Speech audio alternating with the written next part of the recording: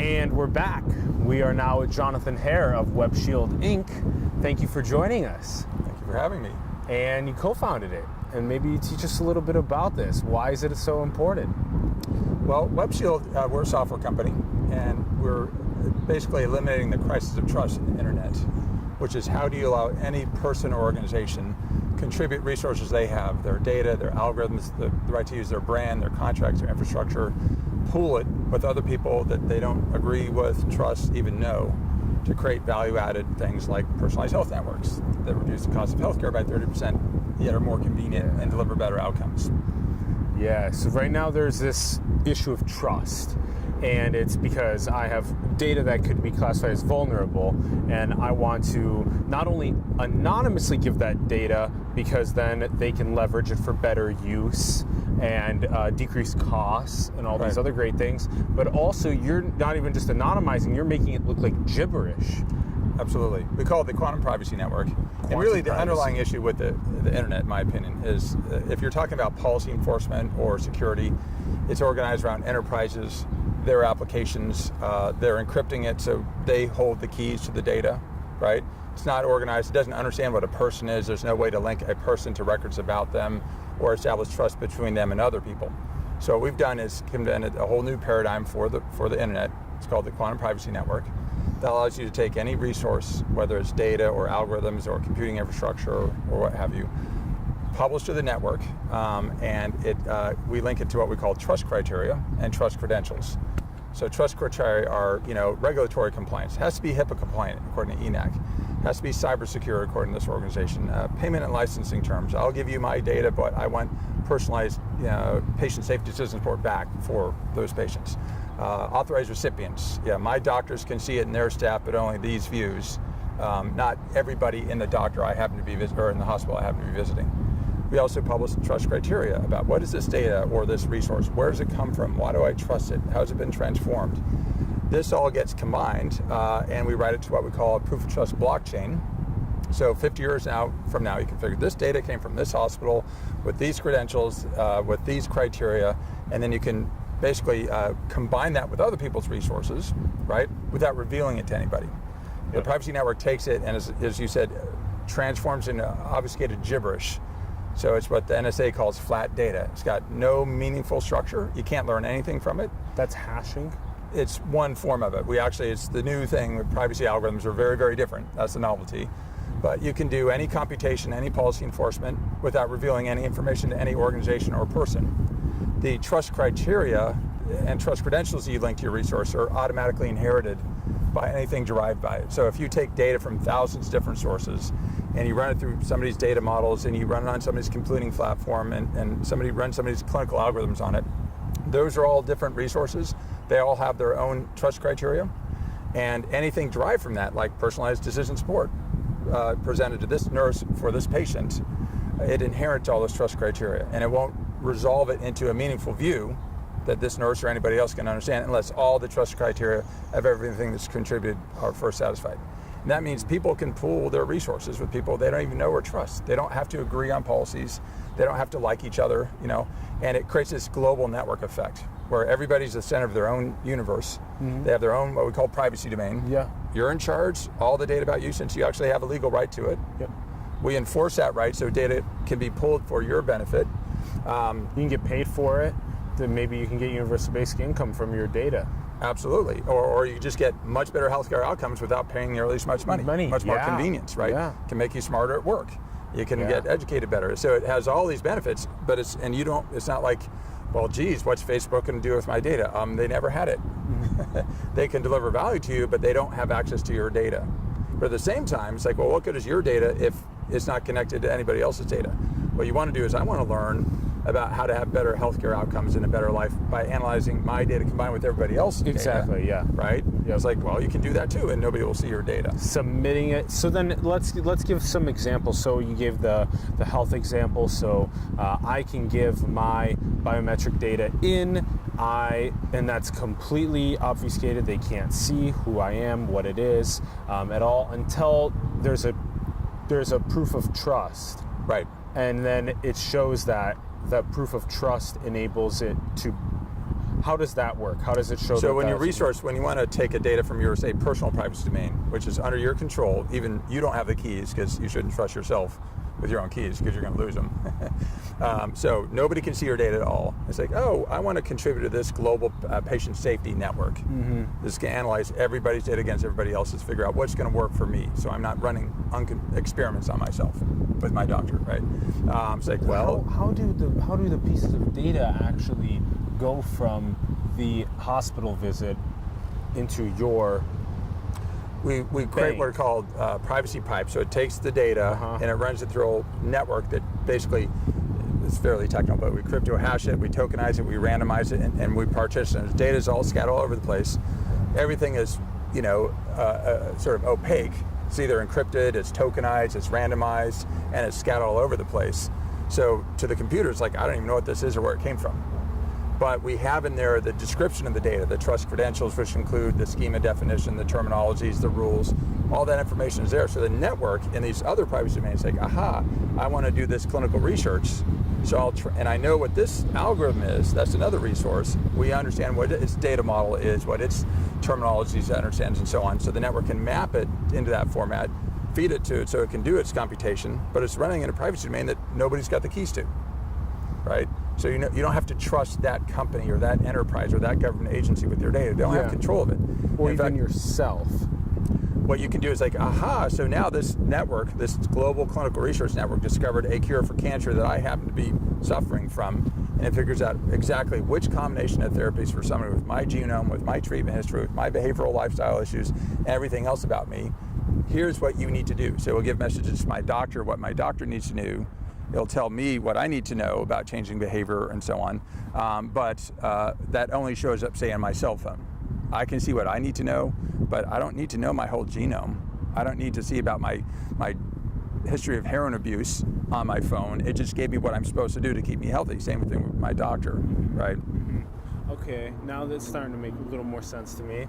Okay, so then I'm just getting a recommendation about how to be healthier based on all of the new data sets that are being made, and then I'm able to contribute data as it makes sense through my current state. Right. It gives you basically decisions, so advice or information about you based on everything about you, but everything about everybody else, right? Gives you advice, you respond, and then the network learns. How does that work out? So it's just a global intelligence. And that's why we call it quantum privacy, because we eliminate the conflict between privacy and sharing and pooling. Because what we all need, geez, it would be nice if we had everybody's data and analyze it. Yeah, that's a good way if we didn't care about privacy or laws or contracts, right? So this thing says, okay, we deal with privacy and security, but at the same time, you can do any work at any value, right? And then the ability to measure value. It's like, hey, guess what? We learned out that this person did better than expected. This population, we cut the cost of healthcare by 30%. We had better healthcare outcomes. We'll pay for that. We'll pay you based on your actual results.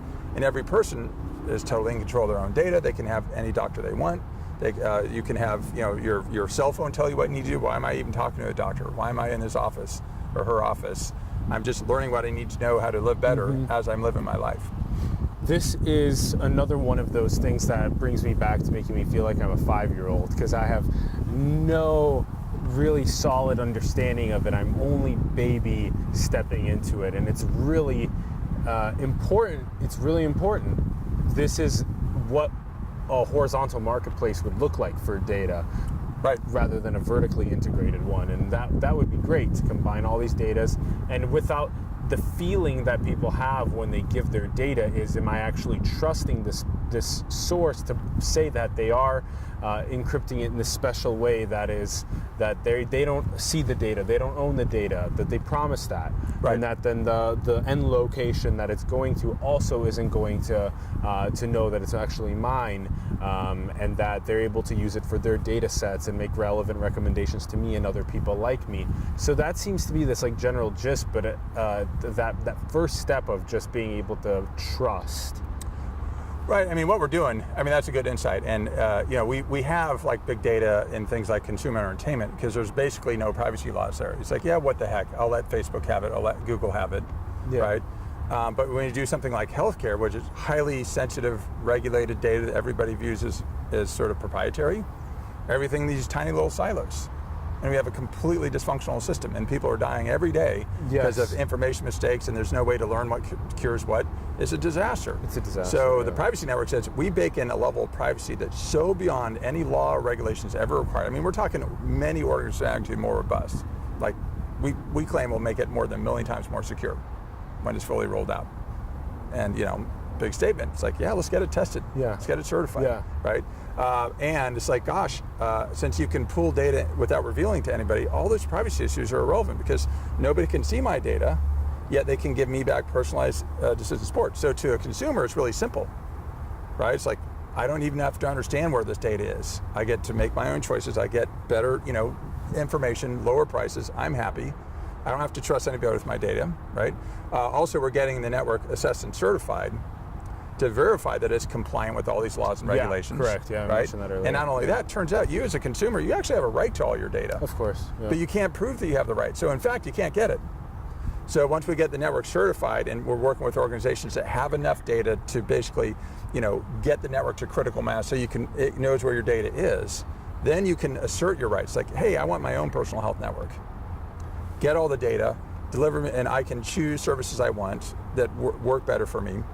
And it'll be just an immediate change once we get the network basically certified. And I think there's so much frustration out there with the current system. It's so completely broken.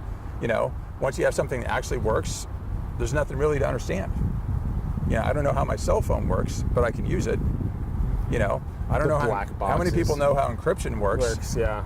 And it's like they shouldn't trust it, but they do for like banking transactions. They didn't originally trust it, but once it's up and running. So that's our strategy: is get the network stood up, get the key players that know how broken it is, come up with solutions really robust. We also have, by the way, the EP3 Foundation, which is empowering people with privacy and personalization. So that's a 501c3 nonprofit.